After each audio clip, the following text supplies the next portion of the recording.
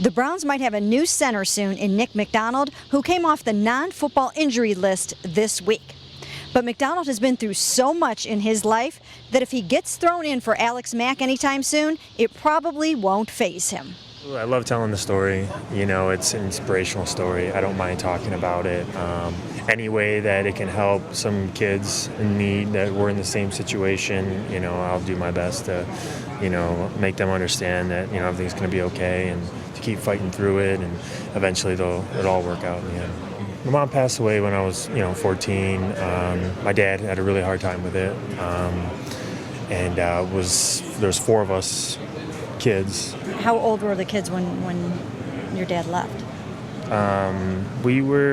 My brother was 18, my sister was 17 or 16, I was 14, my little brother was 11.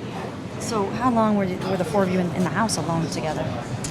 Probably a couple years. We seemed to always, find a way, to eat, to do something. It was never, a huge struggle for us. My brother worked, my sister worked, I worked when I could, and, we figured it out. How did you make a house payment and all that? We didn't. We actually didn't make a house payment. That's why we had to leave, because we ended up getting evicted from the house.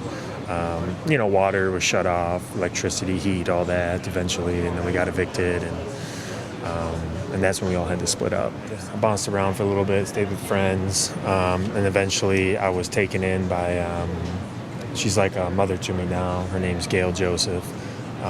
She took me in her home and helped me out, finished through high school, and then I went to college. And I see your mom's name was Trina. What was your dad's name? It's Irene. This is a Ukrainian name. It's Adina is a Ukrainian name. What was your dad's name? William. And what happened to your dad after he left? He ended up coming back, and he figured everything out for himself, and he remarried, and he is definitely in my life.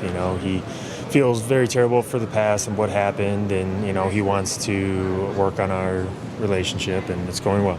I was raised a certain way with my mom, very religious, very family-oriented, and I saw my mom battle with cancer, and she fought really hard until her last breath, and that's always kind of been my motto in life, and to never give up and to always fight, and no matter how long it takes and what you have to do, and that's just kind of how I've always lived my life since then.